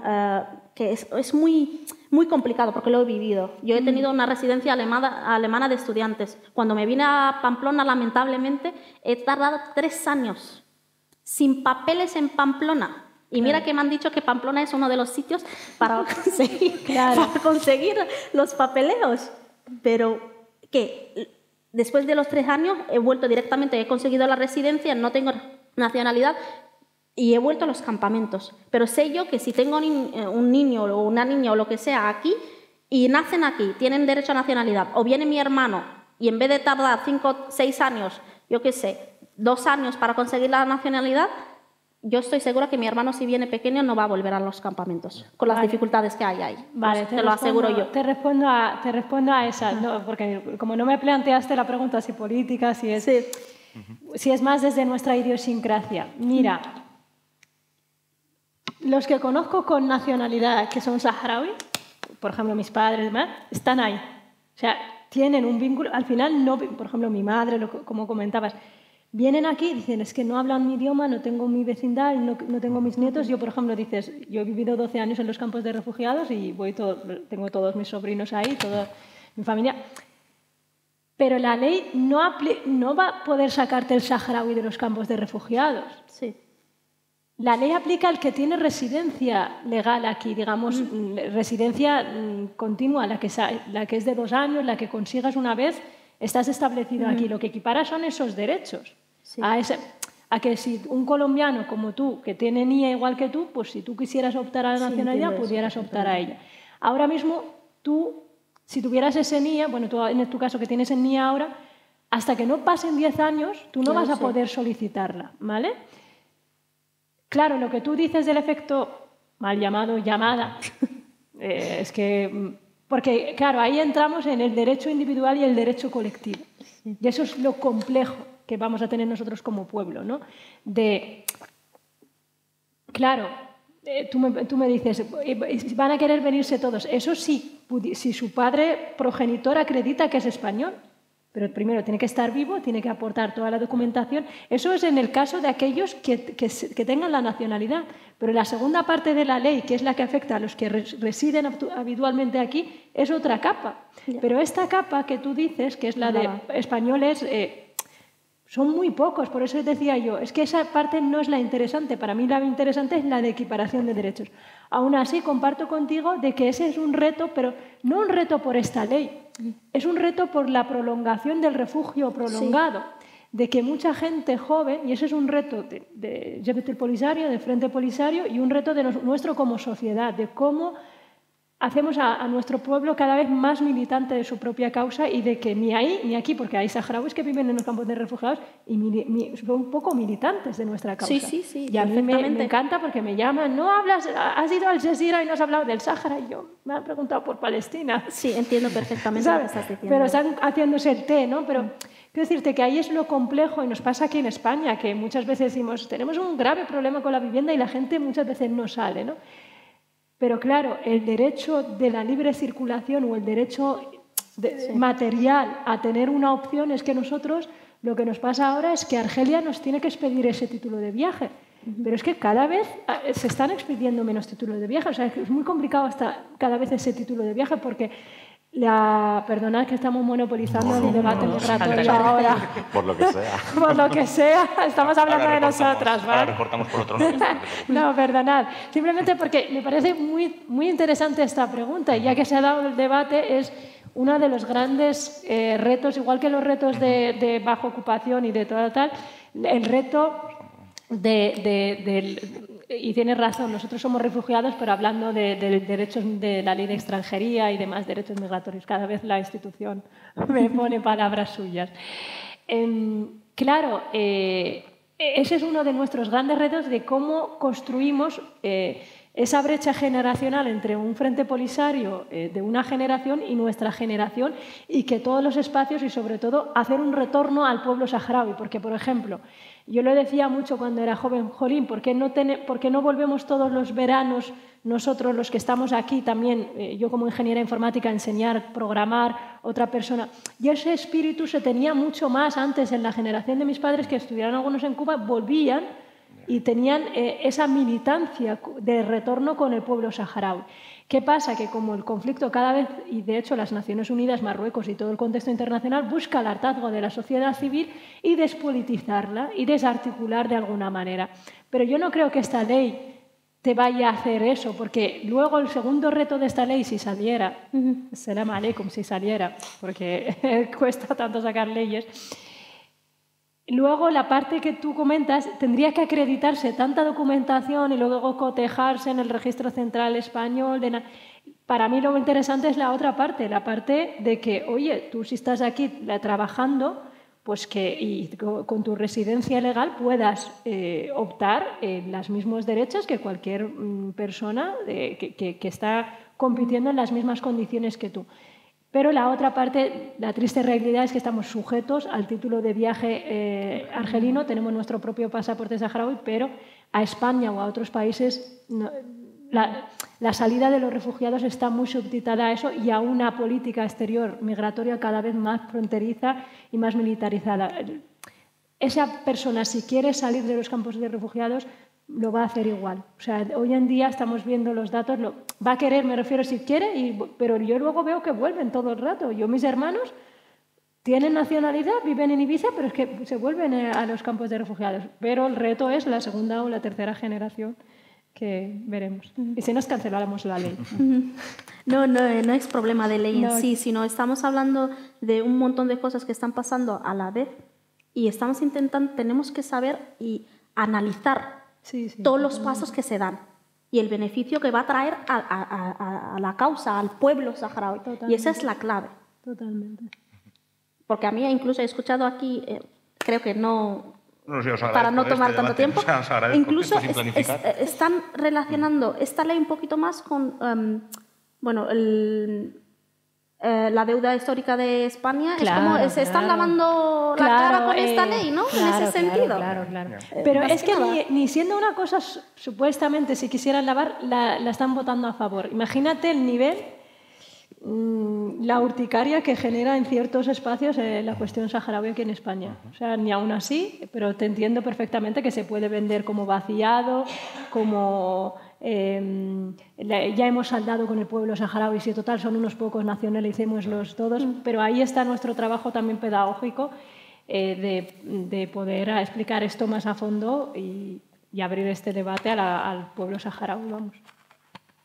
Pues os agradezco este debate. Yo creo que las que vemos esto como de espectadoras, que yo lo he vivido así, o sea, pues nos da más información, por lo menos, o ciertas claves que no tenemos.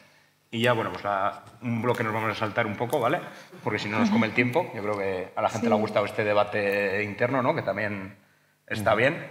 Y ya por ir cerrando un poco con las reflexiones generales y demás, otra pregunta del millón. Bueno, pues una de las posibilidades que tiene el Gobierno de España o el Reino de España como potencia administradora es pues, garantizar la descolonización del Sáhara, todo lo contrario con el cambio de posición, ¿no? Pues saltándose pues, esta postura que han tomado ahora, pues abandonando esa obligación, desoyendo la legalidad internacional, las resoluciones de la ONU de reconocimiento del derecho inalienable del pueblo saharaui a su libre autodeterminación. Y bueno, pues con este contexto y bueno, pues todas las cosas todos los elementos que han ido saliendo durante este espacio, una pregunta al millón y esta es para todas. Empezáis por donde queráis, ahí os dejo total libertad. Si creéis que a día de hoy, con todo este contexto, todas estas cuestiones que hemos hablado, el cambio de postura y, pues bueno, lo que decimos, ¿no? La última colonia de África, un conflicto del siglo XX que también se está viviendo en el siglo XXI, todo esto, si creéis que a día de hoy es factible ese referéndum de autodeterminación del pueblo del Sáhara Occidental. Y ya empezáis por donde mejor os venga. Igual, Sato, que llevas rato callado. Bueno, la primera parte. Yo creo que el gran reto del Frente Polisario y del pueblo saharaui es dejar de afrontar una lucha del siglo XXI con herramientas del siglo XX. Eso tiene que ver también con el debate que estabais teniendo, ¿no? La identidad saharaui quizás no puede estar relacionada únicamente a vivir en el Sáhara o vivir en los campamentos, o no vivir en el Sáhara o vivir en los campamentos. La identidad saharaui es volátil, es múltiple, cada vez es más diversa y es uno de los retos, porque con herramientas del siglo XX no se va a solucionar un conflicto en el siglo XXI, ¿no? Sin embargo, lo que sí que permanece en el siglo XXI es la razón que tiene el pueblo saharaui a existir. Esa razón se refleja en un derecho, que es el derecho a la autodeterminación, ¿no? El derecho a que el saharaui decida si quiere ser parte de Marruecos o quiere ser un país independiente, ¿no? El plan de autonomía de Marruecos que defiende el gobierno, que hace 3 semanas, Álvarez, por primera vez, un miembro del Partido Socialista lo dijo, un miembro del gobierno lo dijo con palabras, porque se había visto escrito, pero es la primera vez que tenemos un vídeo de alguien diciendo se apoya al plan de autonomía marroquí. El plan de autonomía es una opción entre dos. La otra opción es la independencia. ¿Y cómo se ejerce eso? Con el derecho a la autodeterminación.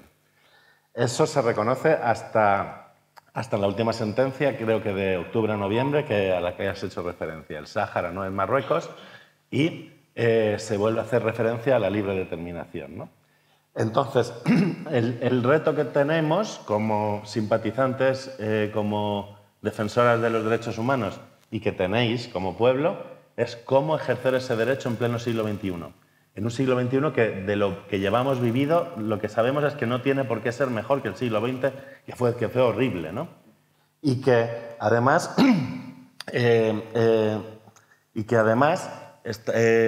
nos plantea nuevos retos, ¿no? ¿Cómo podemos garantizar unos derechos cuando precisamente lo que vamos viendo es que las nuevas formas de autoritarismo que se están ejerciendo ahora mismo precisamente lo que hacen es eliminar el derecho internacional, ¿no? El ejemplo más flagrante que estamos viendo es el genocidio en Gaza, en Palestina. Todas las resoluciones que puedan salir sobre esto están siendo violentadas, ¿no? Están siendo violadas por la fuerza, por un régimen genocida. Y no hay herramientas para frenarlo. No hay herramientas para frenarlo. ¿Qué pasa? Que la victoria estará, si la humanidad tiene algún sentido en algún momento, cuando al pasar el tiempo el pueblo palestino, pese a todo, seguirá existiendo, el pueblo saharaui, pese a todo, seguirá existiendo, y el derecho, aunque haya sido violentado durante un tiempo, tendrá que volver a ejercerse, porque no puede desaparecer, ¿no? Entonces, bueno, yo creo que el referéndum se va a ejercer antes o después, no se me ocurre otra solución a esto, porque, salvo que el pueblo saharaui decida no ir a votar, no se me ocurre otra solución a esto, ¿no? Entonces, bueno, después de esta chapa que acabo de soltar, creo que sí, que habrá referéndum y que la forma de conseguirlo tiene que ser con herramientas nuevas, con herramientas del siglo XXI, y que ahí está el debate que tenemos que tener entre todas y todos para encontrar cómo llegar ahí, ¿no? ¿Cómo veis? Voy a hablar yo para que luego podáis dar lugar a ese debate. Para que hablemos 50 minutos después. Claro, porque vuelvo al principio, de verdad es un placer estar aquí con estas voces y creo que es algo compartido por todas. Nosotras desde Euskal Herria Bildu obviamente no vamos a decir por dónde ha de tirar el Frente Polisario. Nosotras estaremos con el pueblo saharaui en lo que decidan. Aportaremos un acompañamiento, nuestra memoria democrática que tenemos, nuestra paciencia estratégica que se ha hecho muy conocida y en ese sentido sí que apoyaremos. Sabemos como pueblo quién es el Estado español. No olvidemos que Euskal Herria también es una nación sin Estado. Somos un pueblo que el Estado español no nos lo está reconociendo. Aquí también existe esa lucha y todo ese proceso. Y brevemente creemos que sí, que claro que es posible ese referéndum, es un principio democrático fundamental y en este sentido nosotras seguiremos apoyando al pueblo saharaui para que materialice ese mandato popular, que se libere de esa atadura de Marruecos. En la medida que podamos, seguiremos denunciando todas las vulneraciones que comete Marruecos, con esa manera de actuar que tiene Marruecos, que parece que encima que no pasa nada, que puede hacer lo que quiera, y en este sentido ahí está nuestro apoyo por parte del pueblo vasco y de Euskal Herria Bildu en concreto. Vale. Me toca, yo que soy muy crítica con mi pueblo también. Vale, yo creo que, por no repetir algunas reflexiones que él comentaba, yo creo que nuestro gran reto es el tema identitario y preservar la parte identitaria y comprender que yo soy tan saharaui como Yaguta, hablemos o estemos... Porque al final el pueblo saharaui ha absorbido también la identidad y como yo soy también muy valenciana... Entonces, lo que necesitamos es liderazgos múltiples en diferentes espacios. ¿Y esto qué quiere decir? Decías tú que necesitamos luchar en el siglo XXI con estrategias del siglo XXI. Y ahí puedo estar de acuerdo en el sentido de que necesitamos crear un imaginario colectivo de posibilidad al pueblo saharaui, a nosotros mismos como saharauis. Estoy hablando como saharaui, no como política en España ni nada, estoy hablando como saharaui. Cuando yo estaba más, bueno, sigo siendo activista, pero cuando estaba más en el activismo con Saharauis Today, un día se me ocurrió y dije, oye, esta gente no nos quiere hacer un referéndum, no nos quieren dejar hacer un referéndum. ¿Por qué no lo hacemos nosotros? ¿Por qué no empezamos a construir ese imaginario colectivo en nuestra sociedad de la participación, aunque luego no nos lo reconozca la gente, que nos dan igual, que no nos reconozcan, porque ya el contexto internacional...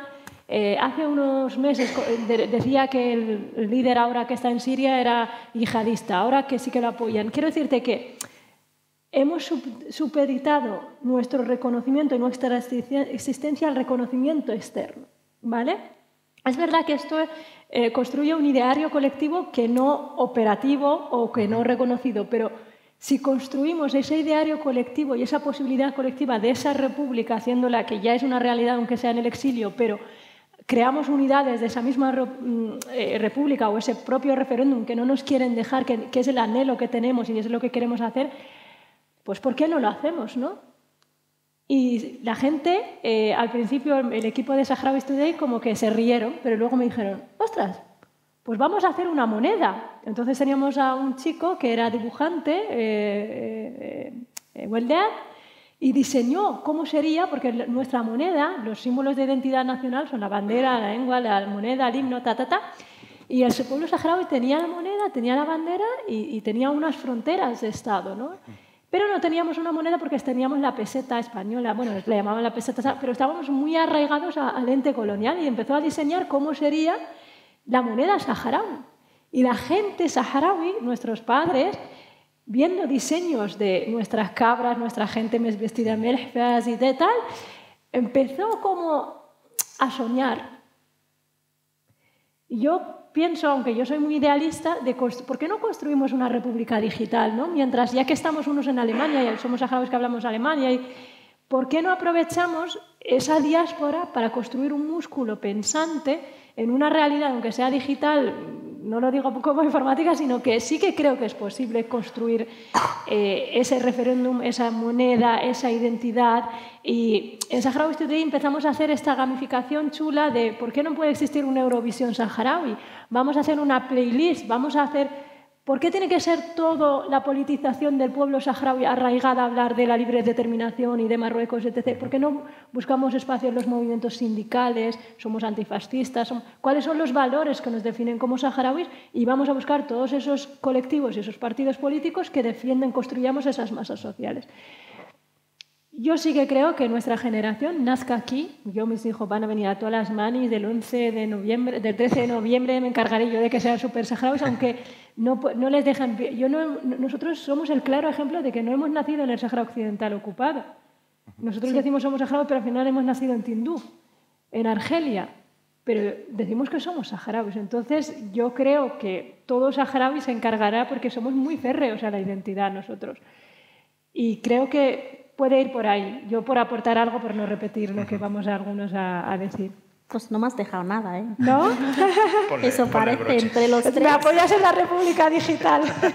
Claro que sí, y eso es una de las cosas que estamos haciendo a nivel de la juventud, intentando de tejer redes, lanzar campañas, no solo campañas, sino más allá, hacer esos vínculos entre movimientos solidarios, juventudes de los partidos políticos, países que nunca hemos llegado, pues intentar buscar espacios. Y eso es un primer paso que necesitamos darlo sí o sí, y irnos un poquito más allá. Y cuando digo nosotros, digo la gente que está en la diáspora, ¿no? Más allá de los territorios ocupados y los campamentos, a integrarse en otros movimientos que son aliados a nuestra causa, más que nada, para que no hablar siempre de la causa saharaui. En fin, que cuesta, cuesta.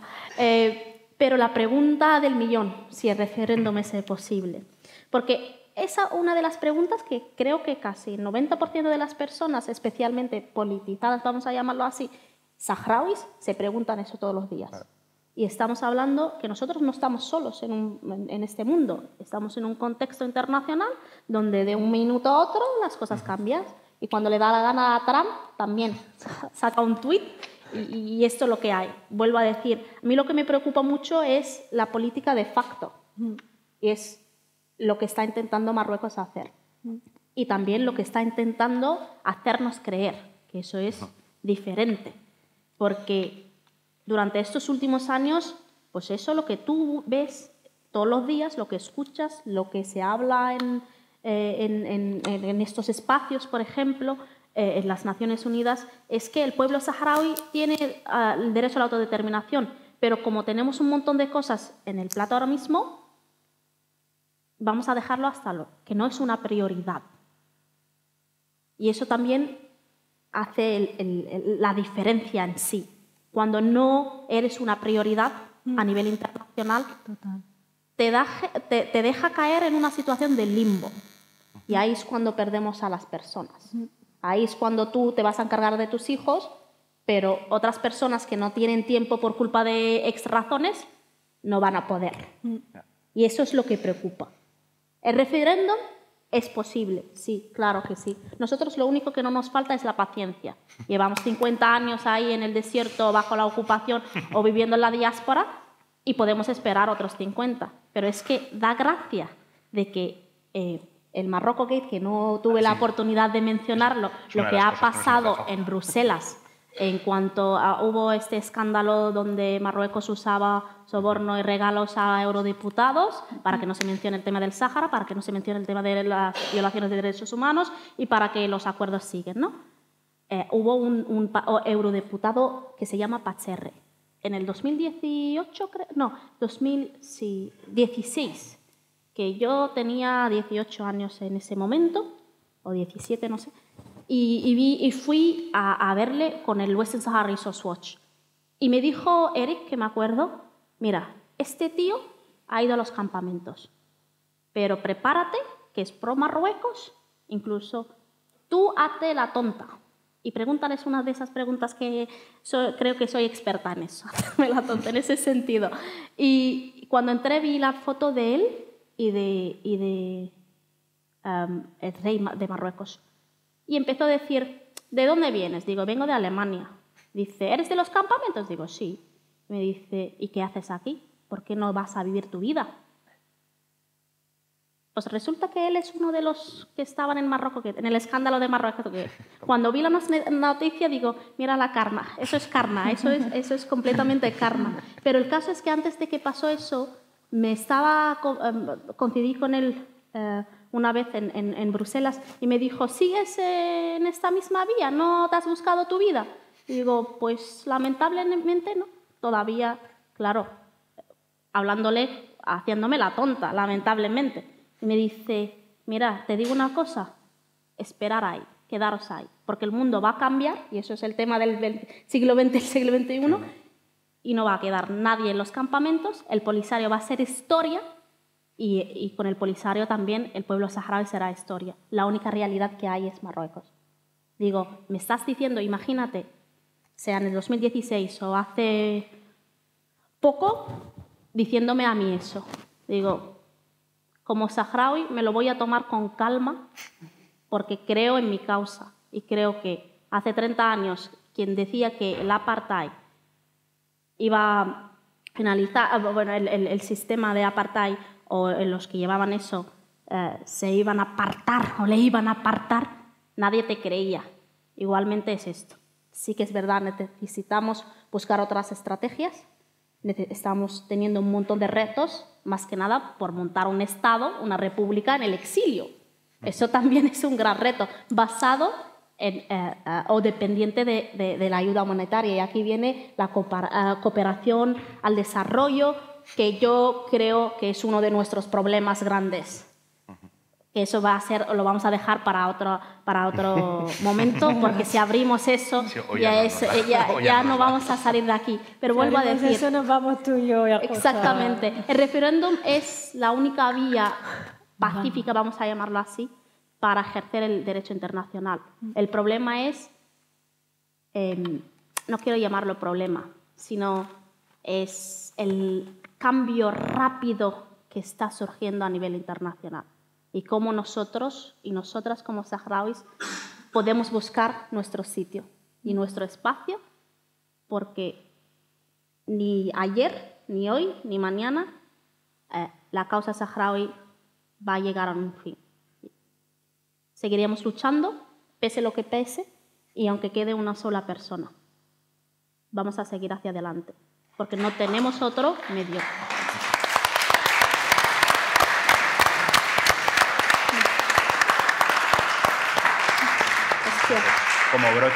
Como broche final, yo creo que clavado. Entonces, nada, pues agradeceos a todas las que habéis dado la voz aquí, habéis puesto la cara y el cuerpo. Yo, como vivencia personal, pues os agradezco mucho este espacio. Yo creo que el público, pues, que se vaya con esta sensación, con fuerzas y con pilas, para seguir reclamando, ¿no? un Sahara libre en cada espacio en el que estemos. Y luego, pues nada, agradecer a las compañeras de AOCHA que se han encargado de la grabación y tomarnos fotos y luego les pasen un filtro o algo. Por aquí brilla mucho la cara, me parece a mí. A los técnicos de sonido y de la sala, pues agradecerles por todo el montaje y que se nos pueda escuchar. Y nada, al público por venir. Y el ciclo sigue, las fechas las he recordado antes, pero bueno, Bilbo 13 de mayo, Orereta 14 de mayo y el cierre en Gasteiz el día 20. En principio todas ellas se grabarán y demás, pero lo presencial, ahora que podemos otra vez, pues gana más. Entonces, pues nada, agradeceos y nada. Y ahora Sahara libre. Gracias.